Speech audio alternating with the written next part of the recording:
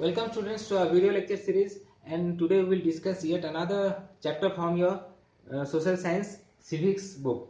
This is your first chapter from your civics, Indian Constitution.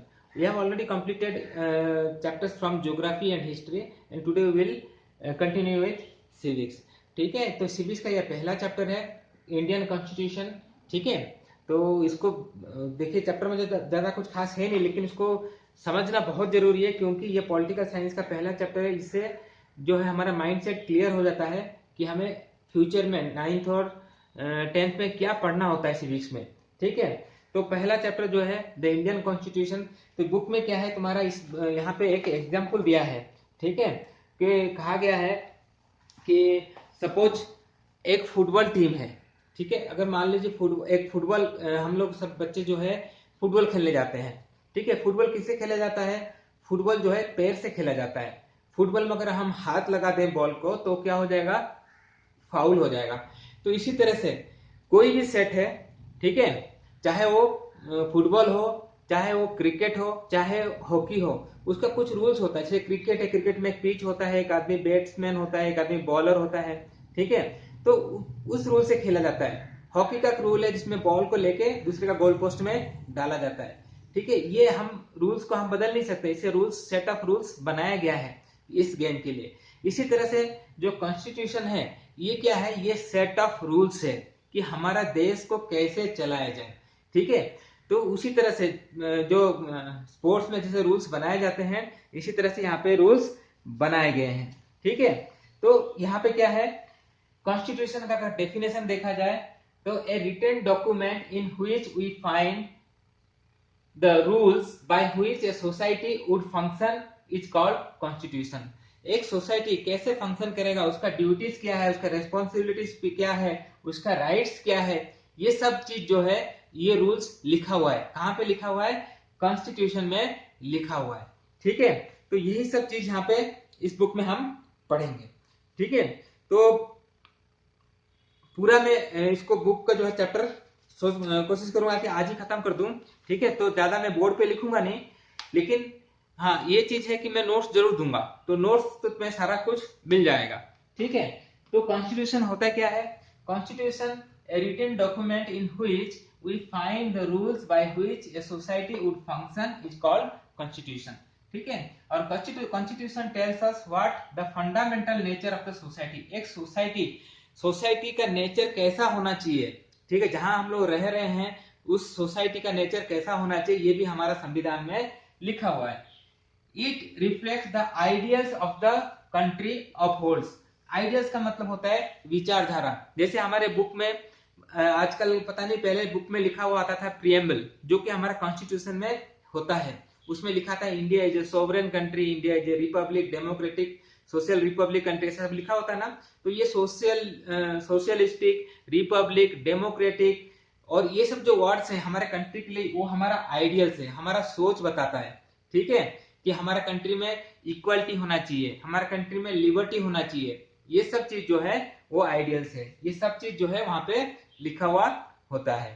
ठीक है, जो secondly हमारा जो सब टॉपिक आता है, वो सब टॉपिक है why we need a constitution. आखिर हमें कॉन्स्टिट्यूशन की जरूरत क्यों पड़ी, हमें क्या जरूरत है कॉन्स्टिट्यूशन की.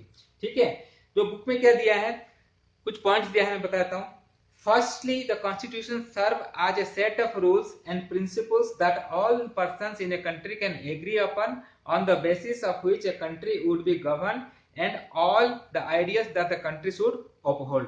जो पहले जो मैंने लिखा था, जो आइडियल्स है हमारा, इक्वालिटी, लिबर्टी, ठीक है, डेमोक्रेसी, ये सब हमारा आइडियल्स है, इसको हम मेंटेन कर सकें.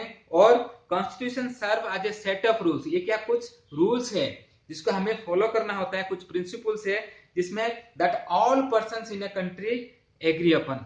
हर एक जो सिटीजन है कंट्री का वो उसको मानेगा. ठीक है, और उसको एग्री करेगा. Firstly. Secondly, the constitution defines the nature of the political system. और हमारा जो पॉलिटिकल सिस्टम है, जैसे हमारे देश में डेमोक्रेसी है, हम वोटिंग करते हैं. ठीक है, लोकल लेवल में होता है पंचायती राज, फिर हमारा स्टेट लेवल में होता है वोटिंग होता है, जिसमें मेंबर ऑफ लेजिस्लेटिव असेंबली कहते हैं, और नेशनल लेवल में एमपी होता है. ये हमारा पॉलिटिकल सिस्टम है.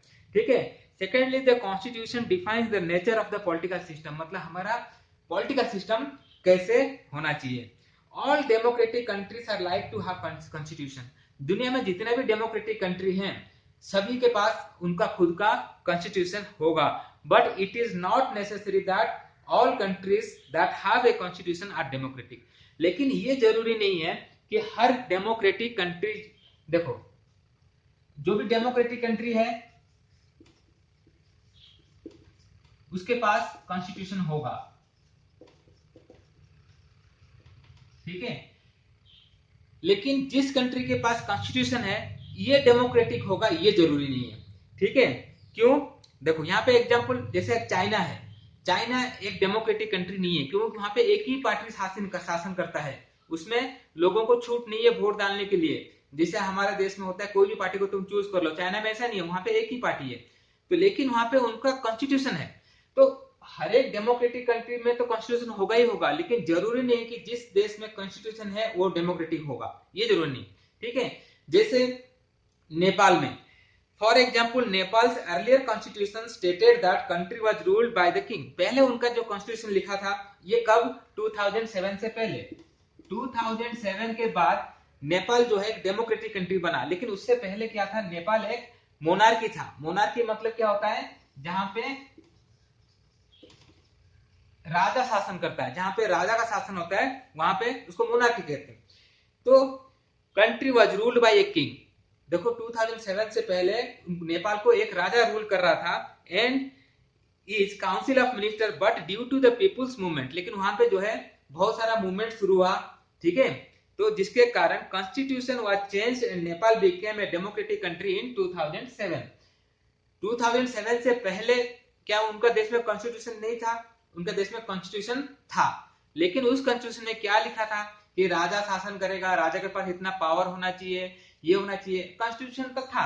लेकिन 2007 के बाद क्या हुआ, नेपाल में बहुत सारे मूवमेंट हुए और ये जो मोनार्की सिस्टम उसको खत्म कर दिया गया, फिर वो डेमोक्रेटिक कंट्री बन गया, ठीक है। तो यही चीज यहाँ पे बताया गया है कि हर डेमोक्रेटिक कंट्री में कॉन्स्टिट्यूशन होगा ये जरूरी है, लेकिन हर कंट्री के पास कॉन्स्टिट्यूशन होगा तो वो डेमोक्रेटिक होगा या नहीं ये जरूरी नहीं है, ठीक है। अच्छा, उसके बाद तुम्हारा दिया है, in a democracy we choose our leader so that they can rule responsibly on our behalf. Democracy में क्या होता है, देखो एक वर्ड आया डेमोक्रेसी, डेमोक्रेसी का मतलब क्या होता है, देखो डेमो का मतलब होता है पीपुल, ठीक है, डेमो का मतलब होता है पब्लिक, और क्रेसी का मतलब होता है रूल। डेमोक्रेटिक कंट्री का मतलब ऐसा कंट्री जहां पे लोग खुद अपना रूल करते हैं, ठीक है, यहाँ पे कोई राजा रूल नहीं करता। तो डेमोक्रेसी में क्या होता है, वी चूज आवर लीडर्स, हम अपना लीडर्स को खुद चूज करते हैं, ठीक है, और वो हमारे बिहाफ में देश को चलाता है, ठीक है। However the leaders might misuse there authority so that constitution safeguards us against this by giving fundamental rights. अब एक और वर्ड देखने को मिला, उसका नाम है फंडामेंटल राइट्स, ठीक है। ये फंडामेंटल राइट्स डिटेल में हम पढ़ेंगे, उसमें कितने राइट्स है क्या है, लेकिन कॉन्स्टिट्यूशन हमें एक मौलिक अधिकार देता है, क्योंकि हम जिन लोगों को चुन के भेजते हैं जरूर नहीं कि वो अच्छा से शासन करे, ठीक है, वो अपने पावर का मिसयूज करेगा तो क्या कर सकते हैं हम लोग। इसलिए हमें हमारा संविधान हमें कुछ फंडामेंटल राइट्स दिए हैं, ठीक है, तो इसको हम अपने अधिकार को हम बचा के रख सकें, इसलिए हमें फंडामेंटल राइट्स मिला हुआ है। In a democracy, the majority can continuously enforce decision that exclude minorities and go against their interest। मतलब यहाँ पे जो बताया गया है कि डेमोक्रेसी में क्या होता है, जो मेजोरिटी होता है उसी का शासन होता है, हमें पता है, ठीक है। जैसे भी बीजेपी मेजोरिटी में है तो बीजेपी का शासन है, लेकिन यहाँ पे भी क्या हो सकता है कि कुछ डिसीजन जो है मेजोरिटी वाले जो माइनॉरिटी कम्युनिटीज, जो माइनॉरिटी में होता है, ठीक है, माइनॉरिटी के अगेंस्ट ना चले जाए। माइनॉरिटी मतलब जैसे हमारे देश में जैसे हिंदू बहुल्य देश है, हिंदी का पॉपुलेशन ज्यादा है, जो माइनॉरिटी में पारसी हो गए, क्रिश्चियन हो गए, मुस्लिम्स हो गए, लोग माइनॉरिटी में, तो उनका अगेंस्ट में कोई डिसीजन ना जाए, इसीलिए उनका इंटरेस्ट को बरकरार रखने के लिए ये भी हमें कॉन्स्टिट्यूशन में हमारा मौलिक अधिकार में लिखा गया है, ठीक है। The constitution safeguard the minorities and weaker section in inter community domination and intra community domination. Inter community और इंट्रा कम्युनिटी क्या है? इंटर कम्युनिटी और इंट्रा कम्युनिटी दो वर्ड लिखा है, ठीक है। मान लो तुम्हारे क्लास में 40 बच्चे हैं, जिसमें से 30 लड़के हैं और 10 लड़कियां हैं, ठीक है। तो लड़कियां बोलती हैं कि हमें बास्केटबॉल खेलना है और लड़के बोलेंगे हमें क्रिकेट खेलना है, ठीक है। तो इसमें क्या हो जाएगा, जो टीचर आएंगी वो पूछेगी तो मेजोरिटी बच्चे कौन है, तो वो लड़के हैं, तो बोलेंगे लड़के जो बोलेंगे वही होगा क्योंकि मेजोरिटी उन्हीं का है, तो क्रिकेट खेला जाएगा। लेकिन इसमें क्या होगा, जो लड़कियां हैं जो बास्केटबॉल खेलना चाहती थी उनका जो इच्छा जो है, इंटरेस्ट है, उसको दबा दिया गया, ठीक है। इसको हम बोलते हैं इंटर कम्युनिटी। इंटर कम्युनिटी क्या हुआ, मान लो जो 40 बच्चे हैं 10 तो लड़कियां होगी और 30 जो है लड़के हैं, उनमें से 5 बच्चे जो हैं वो खड़ा हो जाता है, बोलते हैं नहीं भाई हम क्रिकेट नहीं खेलेंगे, ये लड़कियां बहुत दिनों से बास्केटबॉल खेलने के लिए बता रही हैं, तो एक काम करेंगे, तो हम लोग आज बास्केटबॉल खेलते हैं, ठीक है। तो जो इंट्रा कम्युनिटी में क्या होगा, जो बाकी बच्चे 25 बच्चे वो क्या करेंगे, इसके अगेंस्ट में चले जाएंगे, ऐसा तुम्हें नहीं खेलना मत खेलो, लेकिन हम खेलेंगे तो क्रिकेट ही खेलेंगे, तो इसको बोलते हैं इंट्रा कम्युनिटी, ठीक है। तो इंटर कम्युनिटी और इंट्रा कम्युनिटी, इसका भी जो है ना डोमिनेशन मतलब दबदबा, जो मेजोरिटी वाले जो दबदबा उनका रहता है, उसको भी हमें सेफ गार्ड करता है, कौन, हमारा कॉन्स्टिट्यूशन, ठीक है। जबरदस्ती हम किसी से कुछ नहीं करवा सकते, ये है हमारा डोमिनेशन। डोमिनेशन मतलब दबदबा के रखना, ठीक है, दबा के रखना, डोमिनेट करके रखना, तो इससे भी हमें कॉन्स्टिट्यूशन हमारा बचाता है। जो थर्डली मैंने दो बताया पॉइंट कॉन्स्टिट्यूशन के बारे में। Thirdly constitution save us from ourself, हमें खुद से भी बचाता है constitution. It is possible that the people might come to strongly believe that the party politics is much rubbish and we need strong dictator to set this right। कभी कभी ऐसा होता है कि जिसको हमने वोट दिया सोचे थे कि वो काम करेगा, लेकिन वो निकम्मा निकला, वो काम ही नहीं कर रहा है, जिससे हमें लगता है कि हमसे गलती हो गया, ये जो डेमोक्रेसी होना ही नहीं चाहिए, इससे अच्छा तो कोई डिक्टेटर को ले आए। डिक्टेटर मतलब ये मोनार्की, कोई राजा को लाके डाल दो, वो उससे अच्छा काम करेगा, ऐसा हमारे दिमाग में आता है, ठीक है। स्वेप्ट बाय इमोशंस, हम लोग क्या है ना अपने विचार में खो जाते हैं, इमोशन में बह जाते हैं, ठीक है, इमोशनल हो जाते हैं। We may not realise the goes against our interest in a long run. अभी फिलहाल तो हम ये बोल दें कि नहीं नहीं डेमोक्रेसी बेकार है, कुछ काम नहीं हो रहा है, इसको हटा दो, मोनार्की लेकर एक राजा को बिठाएंगे और वो राजा जो है अच्छा शासन करेगा। हो सकता है कि वो राजा उस समय अच्छा हो, लेकिन लॉन्ग रन आने वाले सालों में ये हमारे लिए खतरा हो जाएगा। यही चीज कहता है कॉन्स्टिट्यूशन की, हमें खुद से भी बचाता है हमारा, तो हमें so the constitution does not allow for easy overthrow provisions that guarantee rights and freedom up to the citizens. इतना आसानी से हम इसको बदल नहीं सकते, इसलिए ये कॉन्स्टिट्यूशन जो है हमें खुद से भी हमें बचाता है। हम तो इमोशन में बह गए थे और बोल दिए थे कि राजा को आ जाना चाहिए, लेकिन इसका गलत परिणाम फ्यूचर में आने वाला है, ठीक है। इसीलिए हमें सोच समझ के कदम उठाना चाहिए। इसके बाद तुम्हारा इंडियन कॉन्स्टिट्यूशन के बारे में देखते हैं क्या लिखा है। देखिए नेक्स्ट जो सब टॉपिक है वो है इंडियन कॉन्स्टिट्यूशन। हमारा कॉन्स्टिट्यूशन में क्या है, कैसे बना, इसके बारे में यहाँ पे लिखा है। The long experience of brutal colonial British rule convinced Indians that free India should be a democracy in which everyone should be treated equally and be allowed to participate in the government। The long experience, हमारे ऊपर करीब करीब 200 साल British सरकार ने शासन किया, 200 years, इसलिए यहाँ पे लिखा है long experience of brutal colonial British rule. Brutal का मतलब होता है बहुत क्रूएल, ठीक है, बहुत ज्यादा क्रूएल, मतलब हमें बहुत ज्यादा दबा के रखा। और कॉलोनियल का मतलब क्या होता है, इंडिया जो है ब्रिटिश का एक कॉलोनी था पहले, ठीक है। जब एक देश दूसरे देश पे कब्जा कर लेता है तो उसको अपना कॉलोनी बना लेता है।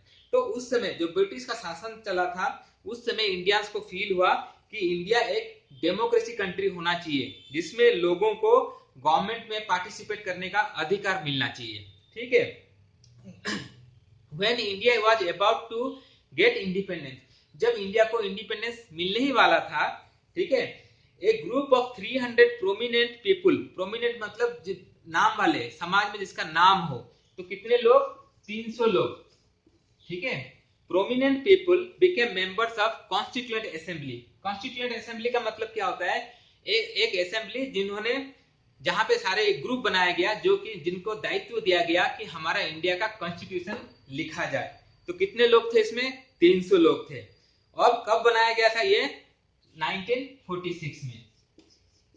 ठीक है, 1946 में कुछ लोगों को लेके एक असेंबली बनाया गया, एक ग्रुप बनाया गया, उनको दायित्व दिया गया कि हमारा इंडिया का कॉन्स्टिट्यूशन लिखा जाए। ठीक है, and they met periodically for 3 years, 3 साल तक लगातार। ठीक है, 3 इयर्स वो लोग मिलते रहे। ठीक है, और उसके बाद 3 years to write India constitution, 3 साल उनको लगा। ठीक है, 3 साल लगा मतलब हमारा कॉन्स्टिट्यूशन बन के तैयार हुआ 1949 में। 1949 में हमारा कॉन्स्टिट्यूशन बन के तैयार हो गया। Doctor Rajendra Prasad was the president of constituent assembly. और ये जो कॉन्स्टिट्यूएंट असेंबली बना था, इनका प्रेसिडेंट कौन थे? डॉक्टर राजेंद्र प्रसाद।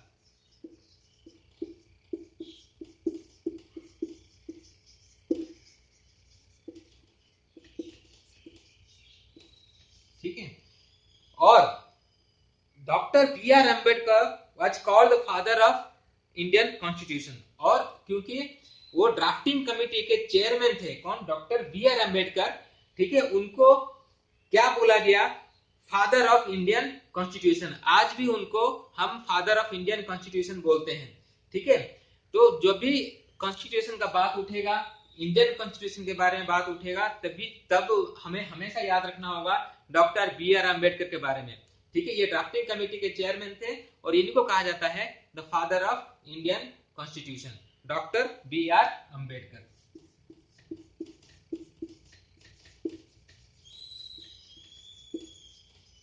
ठीक है बच्चों, अच्छा, उसके बाद the task was very difficult as the country was made of various communities with different languages. ये जो कॉन्स्टिट्यूएंट असेंबली था, उसके लिए हमारा कॉन्स्टिट्यूशन लिखना, ड्राफ्ट करना इतना आसान काम नहीं था, क्योंकि हमारा देश में बहुत अलग अलग तरह के लोग रहते थे, अलग अलग कम्युनिटी के लोग रह रहे हैं।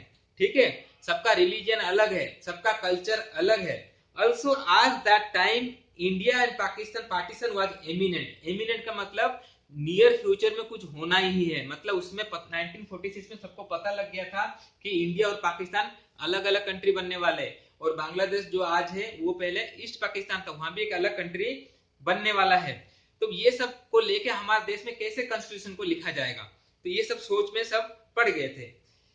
Princely states were undecided of their future and socio-economic condition of the people was very poor. Princely states मतलब जैसे अभी हमारे देश में 29 स्टेट्स हैं।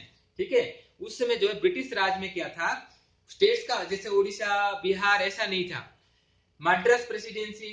ठीक है, इस तरह से अलग अलग प्रेसिडेंसी में बंटा हुआ था। और प्रिंसली स्टेट्स मतलब जहां पे राजा रूल कर रहे थे।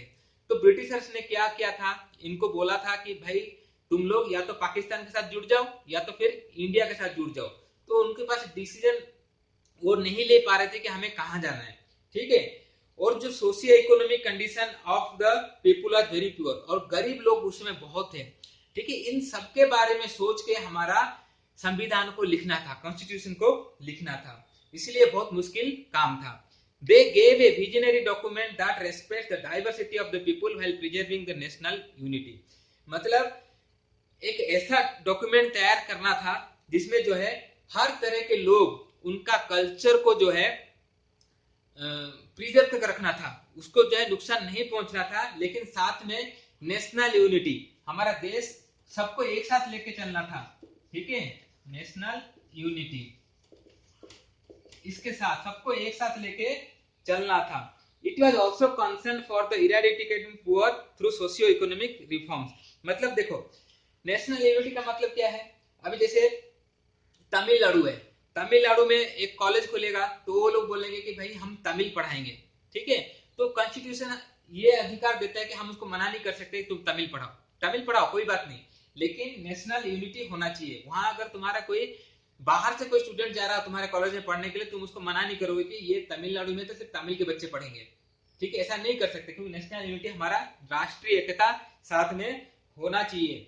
और साथ में it was also concern for eradicating poverty, और गरीब, उस समय बहुत ज्यादा लोग गरीब थे, और इतने गरीब थे कि जैसे देश आजाद हुआ तो इतना हमारे पास फूड ग्रेन्स नहीं था, हमें दूसरे देशों से मंगाना पड़ता था चावल और गेहूं।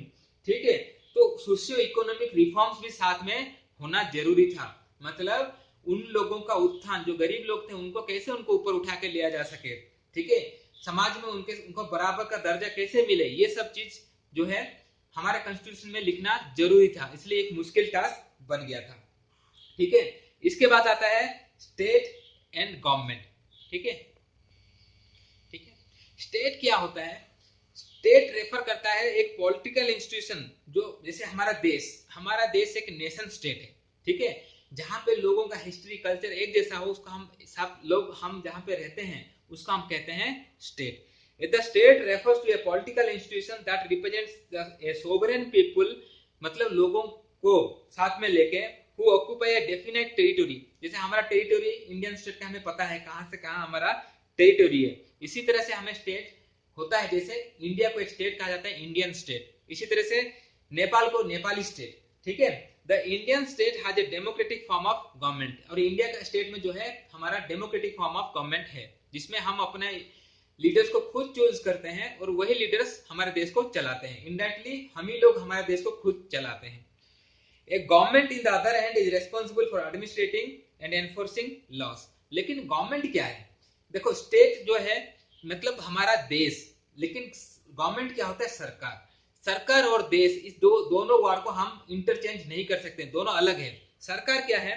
Government in other hand is responsible for administrating and enforcing laws. Administration का देखभाल गवर्नमेंट करेगा, और जो भी लॉस पारित होगा वो गवर्नमेंट द्वारा पारित होगा। ठीक है, लॉस को कैसे एनफोर्स किया जाए, ये सब चीज कौन करेगा? गवर्नमेंट करेगा। The state and the government are two different terms which can not be used interchangeably. हम ये नहीं बोल सकते हैं कि हमारा देश और हमारा सरकार एक है, नहीं, सरकार तो ये 5 साल के लिए, अगले 5 साल में पता नहीं क्या होगा। ठीक है, तो सरकार का काम है एडमिनिस्ट्रेशन करना, ठीक है, चेक करना कि रूल्स रेगुलेशन सही ढंग से हमारे देश में हो रहा है या फिर नहीं हो रहा है। लेकिन स्टेट का मतलब होता है जहाँ वेराइटी ऑफ लोग, अलग अलग विचारधारा वाले, अलग अलग कल्चर वाले, सब लोग एक साथ मिलकर रहते हैं, उसको हम कहते हैं स्टेट। ठीक है, अच्छा, इसके बाद जो नेक्स्ट टॉपिक है वो है फेडरलिज्म। फेडरलिज्म तो हमें पता ही है, हम छोटे वाले क्लास से पढ़ते आ रहे हैं। ठीक है, इसका की फीचर्स हम पढ़ेंगे। की फीचर्स ऑफ फेडरलिज्म। ठीक है, फेडरलिज्म होता क्या है? जैसे देखो, जब पावर को शेयर किया जाता है, ठीक है, अलग अलग लेवल में, जैसे हमारा एक आदमी के पास सारा या फिर एक गवर्नमेंट के पास सारा पावर नहीं होता, जैसे हमारा सेंट्रल गवर्नमेंट के पास कुछ पावर होते हैं, कुछ पावर होते हैं स्टेट गवर्नमेंट के पास, और कुछ पावर होते हैं लोकल गवर्नमेंट। लोकल गवर्नमेंट यानी पंचायती राज वगैरह, पंचायत वाला। ठीक है, तो इस तरह से पावर को शेयर करना अलग अलग लेवल में, इसी को हम कहते हैं फेडरलिज्म। तो India is a federal country, हम कहते हैं federal country. It refers to the 3 levels of government, namely central government, state government and Panchayati Raj. ठीक है, तो सबसे ऊपर क्या है? Central government. ठीक है, उसके नीचे क्या है? स्टेट गवर्नमेंट, उसके नीचे क्या है? लोकल गवर्नमेंट, लोकल गवर्नमेंट या फिर पंचायत। लोकल गवर्नमेंट को पंचायत राज भी कहते हैं, पंचायती राज, लोकल गवर्नमेंट को पंचायती राज भी कहते हैं। ठीक है, there were vast numbers of communities in India, so the government working in the capital city of the New Delhi was not sufficient। हमारा देश में इतने ज्यादा कम्युनिटीज था, ठीक है, कोई ट्राइबल्स है, कोई ट्राइबल्स के अंदर और भी बहुत डीप ट्राइबल्स है, ठीक है, कोई कास्ट सबका अलग अलग था। तो इस तरह से अगर देखा जाए तो हमारा देश का राजधानी कहाँ है? न्यू दिल्ली। न्यू दिल्ली से हम इतने लोगों को कंट्रोल नहीं कर सकते हैं। ठीक है, तो उस समय क्या हुआ? ये फील हुआ कि एक जगह में बैठ के सारे लोगों को कंट्रोल नहीं किया जा सकता है, उसलिए क्या है, हमारा पावर को डिवाइड कर दिया गया, सेंट्रल गवर्नमेंट, उसके बाद स्टेट गवर्नमेंट, उसके बाद लोकल गवर्नमेंट। ठीक है, another level of government in the states was needed. उस समय जो है सेंटर को लगा कि हम सेंटर से पूरा सारे स्टेट्स को, पूरा इंडिया को कवर कंट्रोल नहीं कर सकते, इसलिए हमें एक और लेवल का गवर्नमेंट चाहिए, जिसको हम कहते हैं state government. While each state enjoys autonomy in certain issues, कुछ इशू में लोगों को स्वायत्तता मिला है। ऑटोनॉमी मतलब उनका खुद का डिसीजन लेने का पावर, उसको कहते हैं ऑटोनॉमी। कुछ इश्यूज में, ठीक है। Subjects of national concern require that all of the states follow the loss of central government. देखो जो स्टेट गवर्नमेंट है उनको तो कुछ ऑटोनॉमी मिला हुआ है, ठीक है, उसको बोलते हैं ऑटोनॉमी या फिर स्वायत्तता। स्वायत्तता का मतलब डिसीजन लेने का पावर, छूट मिला है, लेकिन कुछ इश्यूज में, लेकिन सारा इशू जो इशू नेशनल सेंट्रल हमारा जो है नेशनल इशू है, ठीक है, जो इशू हमारा नेशनल इशू है, ठीक है, ये जो है इसमें हमारा सेंट्रल गवर्नमेंट को फॉलो करना होगा स्टेट गवर्नमेंट को। जैसे अभी आर्मी, इंडियन आर्मी जो है वो नेशनल सेंट्रल गवर्नमेंट के अंडर में आता है, स्टेट गवर्नमेंट के अंडर में नहीं आता है। अब चाइना से वार होगा या नहीं होगा तो ये सब डिसीजन कौन करेगा? सेंट्रल गवर्नमेंट करेगा, और ये सब कुछ मानना पड़ेगा स्टेट गवर्नमेंट को, ठीक है। अच्छा, the constitution list the issues of each tyre of government which can make loss and also where the tier of the government can get money to do work। Constitution में, हमारा संविधान में ये central government के पास क्या क्या power होना चाहिए, स्टेट गवर्नमेंट के पास और लोकल गवर्नमेंट के पास क्या क्या पावर है, ये सब कुछ हमारा कॉन्स्टिट्यूशन में लिखा हुआ है, ठीक है। जैसे आर्मी जो है वो सेंट्रल गवर्नमेंट के पास होता है, लेकिन पुलिस क्या होता है, वो स्टेट गवर्नमेंट के पास होता है, ठीक है। तो इनको सबको अलग अलग उनका पावर डिवाइड कर दिया गया है, ठीक है। तो ये चीज यहाँ पे लिखा है। और देखो यहाँ पे आगे क्या लिखा है, लिस्ट बना हुआ है, ठीक है। तुम जब 9th क्लास में या 10th क्लास में जाओगे तुम्हें वो लिस्ट के बारे में पता है। जैसे तुम्हारा एक होता है यूनियन लिस्ट, एक होता है कॉन्करेंट लिस्ट, ऐसा अलग अलग लिस्ट है, एक होता है रेसिडुअल लिस्ट, कई सारे लिस्ट है। उस लिस्ट में पूरा सब्जेक्ट दिया हुआ है कि कौन सा सब्जेक्ट सेंट्रल गवर्नमेंट के पास होगा, कौन सा स्टेट गवर्नमेंट के पास होगा, कौन सा पंचायत के पास होगा, ठीक है। तो ये सब चीज वहां पे दिया है। जैसे आर्मी तुम्हारा सेंट्रल गवर्नमेंट के पास, पुलिस तुम्हारा स्टेट गवर्नमेंट के पास, एजुकेशन तुम्हारा दोनों लोग देखेंगे। इसी तरह से अलग अलग ब्रांच सब बंटा हुआ है। Also where the government can get money, और जो गवर्नमेंट चलाने के लिए पैसा कहां से आएगा ये भी तुम्हारा कहां पे लिखा है, कॉन्स्टिट्यूशन में लिखा है, ठीक है। इसके बाद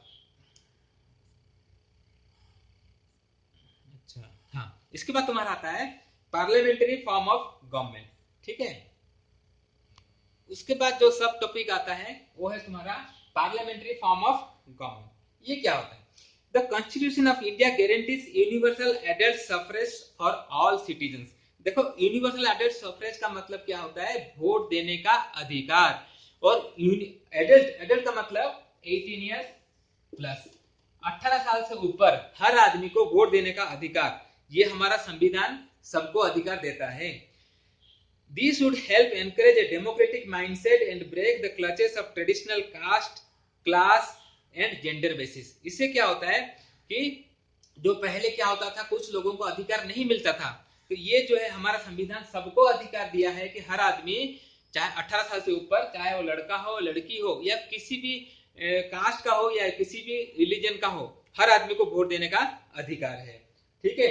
now people had a direct rule in electing their representatives. हम अपने रिप्रेजेंटेटिव्स को खुद चूज करते हैं, अगर हमें पसंद नहीं आता है तो हम उसको चूज नहीं करेंगे। Also, every citizen in the country, irrespective of his or background, can also contest election। और हर एक सिटीजन इंडिया का, चाहे वो राजा का बेटा हो या फिर किसी भिखारी का बेटा हो, सबके पास अधिकार है खुद इलेक्शन लड़ने के लिए। इलेक्शन वोट देने का अधिकार तो है, साथ में इलेक्शन लड़ने का अधिकार भी होता है। These representatives are accountable to people। और जो वहां पे जीत के जाते हैं वो लोग क्या है, अकाउंटेबल टू पीपल का मतलब वो जवाबदेही होते हैं, क्योंकि वो जो लोग उनको वोट देके वहां भेजा है वो उनको जवाब देना पड़ेगा। नहीं देंगे तो अगला इलेक्शन में ये लोग उनको हटा देंगे, फिर उसको नहीं भेजेंगे, ठीक है। उसके बाद उसके बाद क्या लिखा है तुम्हारा, हाँ, अभी इसके बाद आता है सेपरेशन ऑफ पावर, ठीक है। मैं पूरा बुक का जो चैप्टर तुमको एक ही वीडियो में शॉर्ट में समझा दूंगा, लेकिन पूरा चैप्टर को समझा दूंगा, ठीक है। हम पावर को कैसे सेपरेट करते हैं, अभी हमने देखा कि पावर का अलग अलग 3 टायर सिस्टम देखा था, सेंट्रल गवर्नमेंट कैसे पावर को डिस्ट्रीब्यूट किया था। सेपरेशन ऑफ पावर, उसको हम बोलते हैं वर्टिकल पावर शेयरिंग। अभी तुम्हारा ये सब वर्ड यूज नहीं हो रहा है, लेकिन मैं तुमको बताता हूँ। Central government, state government, local government, इसको कहते हैं वर्टिकल पावर शेयरिंग। अब जो है हम पढ़ेंगे हॉरिजॉन्टल पावर शेयरिंग, ठीक, क्या होता है। there are three separation of powers, इसको कहते हैं separation of power। There are three organs of the government. Government का तीन ऑर्गन होता है, एक होता है तुम्हारा लेजिस्लेचर, दूसरा एग्जीक्यूटिव और तीसरा judiciary. Legislature which refers to our elected representative, ये लोग कौन होते हैं? जिनको हम लोग इलेक्शन में वोट देके इनको भेजते हैं, एमपी और एमएलए, ये होते हैं लेजिस्लेटिव्स, ठीक है। Executives who are responsible for implementing laws and running the government, ये लोग कौन होते हैं? देखो हम लोग इनको भेजते हैं पार्लियामेंट में, पार्लियामेंट में क्या बनता है? लॉस बनता है। उस लॉस को इंप्लीमेंट कराना का काम किसका होता है? एग्जीक्यूटिव्स का होता है। ये लोग कौन होते हैं? जैसे हमारे कलेक्टर वगैरह, आईएएस ओएस अफसर्स होते हैं, अफसर्स होते हैं, ये इनको हम कहते हैं एग्जीक्यूटिव्स। जो judiciary which refers to the system of courts, और यहाँ पे क्या आता है? जुडिशियरी का मतलब होता है कोर्ट्स, ठीक है। कोर्ट्स मतलब जैसे तुम्हारे district court, high court, supreme court, ये सब क्या है? तुम्हारा जुडिशियरी में आता है। Each of the organ should exercise different powers, हर एक ऑर्गन के पास उनका अलग अलग पावर मिला हुआ है, ठीक है। And each organ acts as to check on the other organ, और हर ऑर्गन क्या है? दूसरे ऑर्गन के ऊपर चेक रखता है, ये इसके ऊपर, ये इसके ऊपर, कहीं ये कुछ गलत काम ना करे तो ये बैठेगा, पहले ये कोई गलत काम करेगा तो ये देखेगा, और ये दोनों गलत काम कर रहे हैं तो ये जो कोर्ट है, कोर्ट दोनों को जो है पनिश करेगा, ठीक है। सबके पास उनका अलग अलग पावर दिया गया है, ठीक है। This ensures the balance of power between all the three, इससे क्या होता है? पावर जो है तीनों के पास बैलेंस होकर रहता है, किसी एक आदमी के पास सारा पावर नहीं चले जाता, ठीक है। ये जरूरी है हमारे देश में, ठीक है। अच्छा, उसके बाद क्या है? उसके बाद आता है हमारा फंडामेंटल राइट्स, ठीक है, ठीक है। तो हमने वर्टिकल पावर शेयरिंग देखा, central government, state government, panchayat government, और हॉरिजॉन्टल पावर शेयरिंग देखा, लेजिस्लेटिव, एग्जीक्यूटिव, जुडिशियरी, सबको बराबर उनका अलग अलग पावर दिया गया है ताकि कोई अपना पावर का मिसयूज ना करे। इसके बाद आता है फंडामेंटल राइट्स। तो फंडामेंटल राइट्स में स्टार्टिंग में भी बताया था, हम जब कॉन्स्टिट्यूशन के बारे में लिखा था कि ये सेफगार्ड्स आवर फंडामेंटल राइट्स। इसका मतलब क्या है? फंडामेंटल राइट्स क्या क्या मिले हुए हैं? This section is referred to as the conscience of Indian constitution. Constitution मतलब जो इंडियन कॉन्स्टिट्यूशन का सोच है, सोल है, ठीक है। It is a set of written rights that would guard people against misuse of state power in independent India। State power का मतलब होता है जो हमारा देश में जो रूल करता है, ठीक है, उसके हाथ में अगर सारा पावर है, वो कुछ भी अपने इच्छा से करेगा, किसी भी आदमी को जेल डाल देगा, किसी को कहीं भेज देगा, ठीक है। ये अपना पावर को मिसयूज ना करे, ठीक है। जो गवर्नमेंट है या फिर स्टेट है, तुम्हारा देश है, इसलिए जो है कुछ राइट्स हमें मिला हुआ है सिटीजन्स को, उसको हम कहते हैं fundamental rights. The Constitution guarantees rights of individual against the state as well as against other individual। सिर्फ हमारा देश के जो हमारे ऊपर कोई अत्याचार करेगा इंडिविजुअल, इसका मतलब है उनके अगेंस्ट में भी ये सेफगार्ड करता है, ठीक है।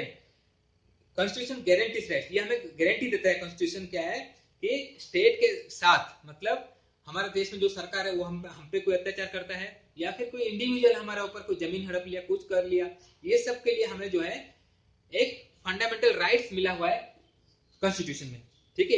फंडामेंटल का मतलब होता है मौलिक अधिकार, ठीक है। It also guarantees that the rights of the minorities against majority. जो माइनॉरिटी होते हैं, जैसे हमारे यहाँ पे क्रिश्चियन हो गए, ठीक है, मुस्लिम्स हो गए, तो इसमें क्या होता है? इस उनके अगेंस्ट में, ताकि वो उन पर अत्याचार ना करे, जो मेजोरिटी वाले हैं उन पर अत्याचार ना करे, ये चीज भी कॉन्स्टिट्यूशन हमें ये बचाता है, ठीक है। हमारा कॉन्स्टिट्यूशन बचाता है। Every citizen can claim these rights and it binds upon every authority that has got the power to make laws। हर एक सिटीजन का ऊपर ये रूल्स लागू होता है, ठीक है। अच्छा, अभी देखो हमारे पास जो 6 फंडामेंटल राइट्स हैं, इनके बारे में हम डिस्कशन करेंगे। इसको अब सेकुलरिज्म क्या है थोड़ा सा बता के खत्म कर दूंगा। हमारे पास जो राइट्स हैं ये हमें याद रखना होगा, ठीक है। तो पहला राइट है राइट टू इक्वालिटी। मतलब क्या होता है? देखो इसमें कुछ पॉइंट्स हैं, तुम्हें याद रखना, मैं जब नोट्स बना के दूंगा तो उसमें भी लिख के दे दूंगा। पहला है all people are equal before law. Law के सामने हर आदमी बराबर है, चाहे वो राजा हो, चाहे वो कोई गरीब आदमी हो, ठीक है। No citizen can be discriminated against the basis of their religion, caste और सेक्स। हम किसी को भेदभाव नहीं कर सकते हैं उनका रिलीजन, धर्म के हिसाब से, उनका जाति के हिसाब से, या फिर उनका जेंडर के हिसाब से, वो लड़का है लड़की, हम किसी में भेदभाव नहीं कर सकते। Everyone has access to all public places including playgrounds, hotels, shops, hospital etcetera. ये सब किसमें आता है? ये राइट टू इक्वालिटी, मतलब हर एक आदमी जो भी इंडियन सिटीजन है उसको हम प्ले ग्राउंड में जाने से नहीं रोक सकते हैं, होटल्स में जाने से नहीं रोक सकते हैं, या फिर हॉस्पिटल में जाने से नहीं रोक सकते हैं। सबके पास अपना समान अधिकार है, ठीक है।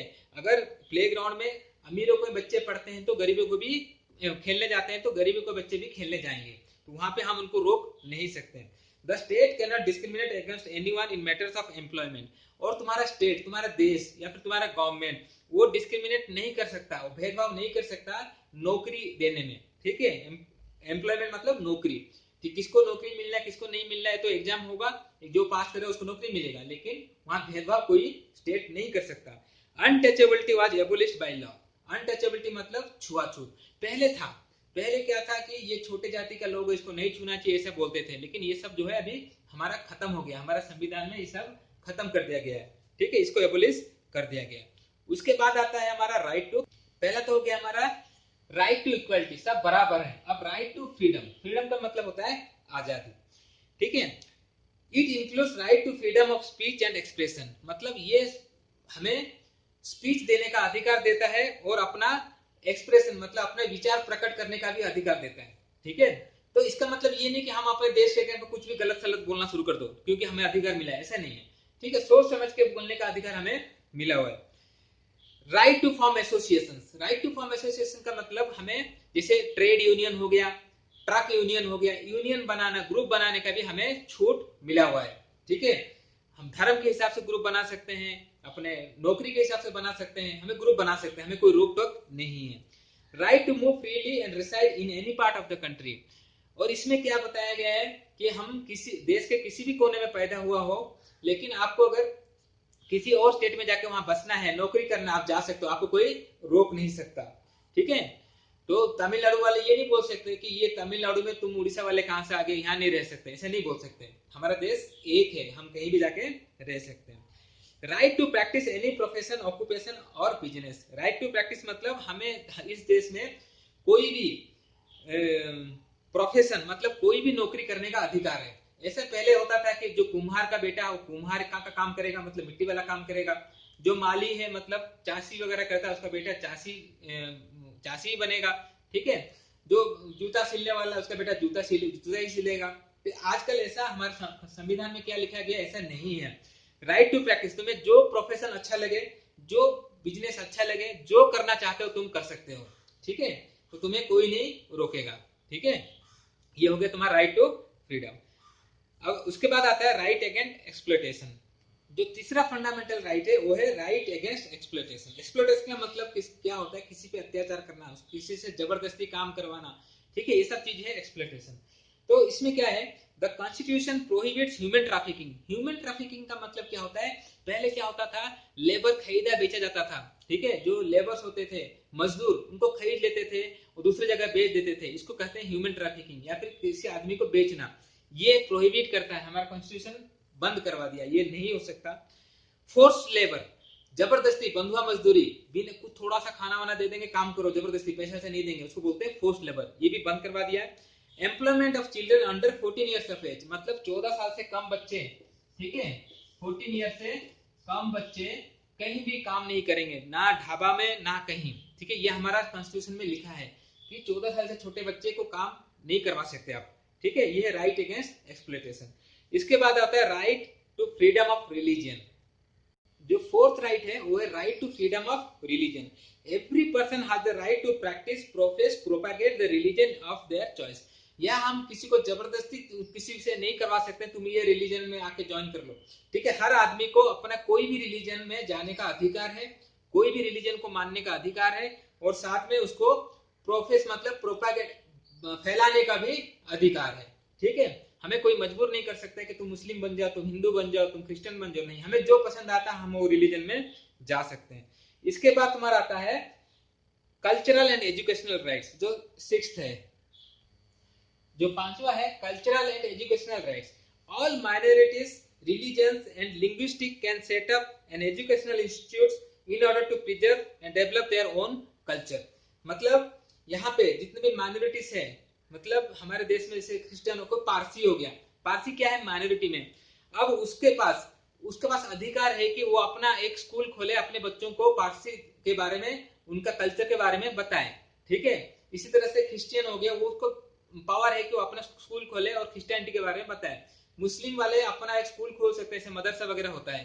ठीक है, तो हर एक और रिलीजन, हर एक धर्म का, और लिंग्विस्टिक मतलब जैसे भाषा, लिंग्विस्टिक का मतलब क्या था, अलग अलग भाषा। जैसे उड़ीसा के पास पावर है कि वो अपना स्कूल खोले जहाँ पे उड़िया पढ़ाया जाए।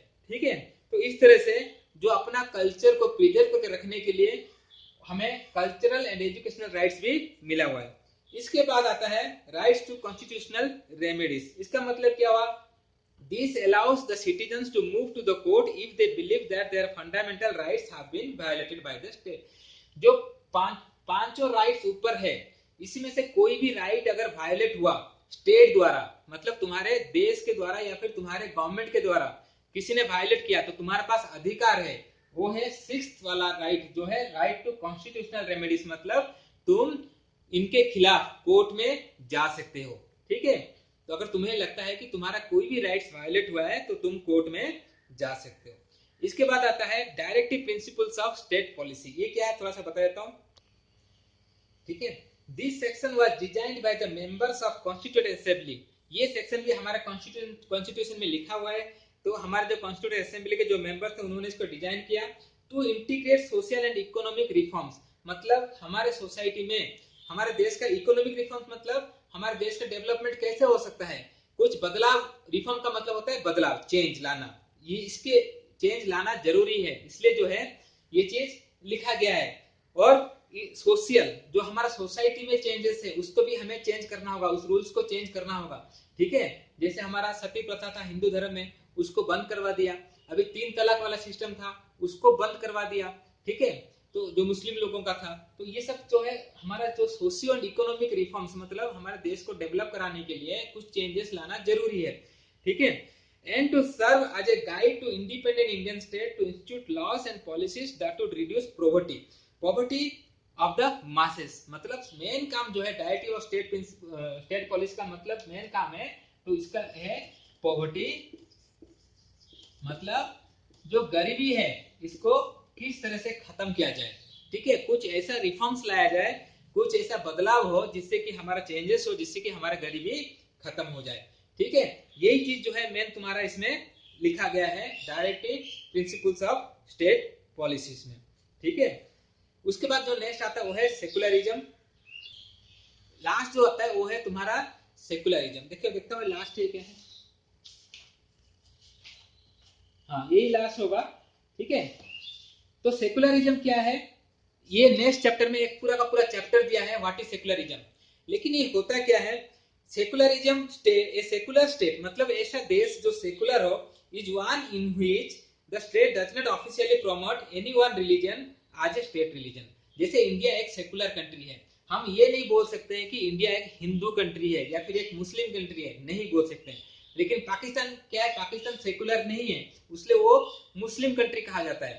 ठीक है, बांग्लादेश सेकुलर नहीं है क्योंकि वो मुस्लिम कंट्री है। ऐसे बहुत सारे कंट्री जो अपना धर्म के हिसाब से अपना कंट्री का मेन रिलीजन, नेशनल रिलीजन जिसको बोलते हैं, ठीक है, स्टेट रिलीजन बना रखा है। लेकिन इंडिया में, क्योंकि इंडिया एक सेकुलर कंट्री है, the state does not officially promote any one religion a state religion. कोई एक रिलीजन को हमारा नेशनल रिलीजन का दर्जा नहीं मिला हुआ है।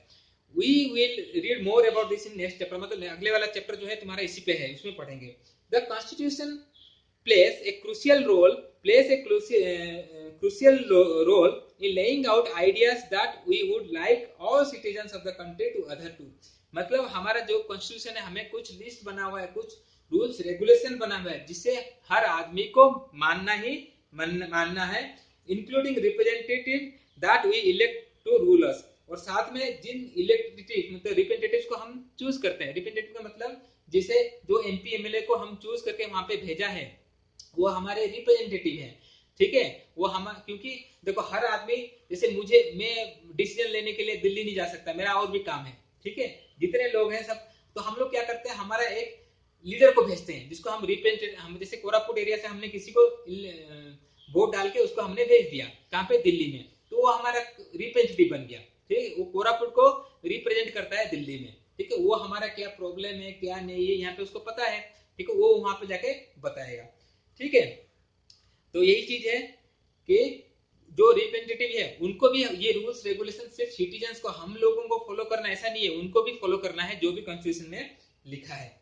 ठीक है, तो मेन चीज सेक्युलरिज्म में हमें ये जानना होगा, India officially do not have any one religion, India में बहुत रिलीजन्स होता है, ऑल रिलीजन्स आर इक्वल। ठीक है, तो फंडामेंटल राइट्स क्या था, fundamental rights protect citizen against absolute exercise of powers of the state by the state, मतलब तुम्हारा पर अत्याचार ना हो, जिसके कारण संविधान में हमें कुछ फंडामेंटल राइट्स मिले हुए हैं। सेपरेशन ऑफ पावर्स में हमने देखा पावर 3 ऑर्गन में बंटे हुए हैं। ठीक है, लेजिस्लेटिव, एग्जीक्यूटिव और जुडिशियरी, सबको अलग अलग पावर दिया है। लेजिस्लेटिव का काम होता है लॉस बनाना, एग्जीक्यूटिव का काम होता है लॉस को इंप्लीमेंट करना, और जुडिशियरी का काम होता है अगर ये दोनों ठीक से काम नहीं करेंगे तो कोर्ट देख लेगा इनको। ठीक है, पार्लियामेंट्री फॉर्म ऑफ गवर्नमेंट में हमें पता है, हमने क्या देखा था इसमें, यूनिवर्सल एडल्ट सफरेज, मतलब हमें हर आदमी को वोट देने का अधिकार है जो भी 18 साल से ऊपर। फेडरलिज्म में हमने देखा था हमारा गवर्नमेंट जो है 3 लेवल में बंटा हुआ है, सेंट्रल गवर्नमेंट, स्टेट गवर्नमेंट और पंचायती राज। ठीक है, ये हमने देखा। तो इस चैप्टर में और कुछ नहीं है, बस यही है। ठीक है, इसका नोट्स में बना के भेजूंगा, उसलिए मैं एक चैप्टर में एक वीडियो में पूरा चैप्टर खत्म करने की कोशिश किया, तो वीडियो काफी लंबा हो रहा था। ठीक है, ज्यादा लंबा होगा तो वीडियो फिर जाएगा नहीं, लेकिन मैंने इसका जो बेसिक एक ओवरव्यू दे दिया चैप्टर में है क्या। ठीक है, तुम एक बार पढ़ोगे तो ये चैप्टर समझ में आ जाएगा।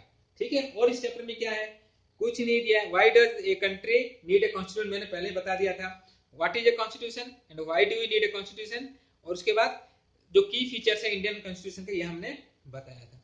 ठीक है, A constitution is a set of fundamental principles or established rules according to which a state or other organization is governed। किस तरह से रूल होगा, कैसे रूल करना है, ये सब चीज वहां पे लिस्ट में लिखा हुआ है, कॉन्स्टिट्यूशन में लिखा है।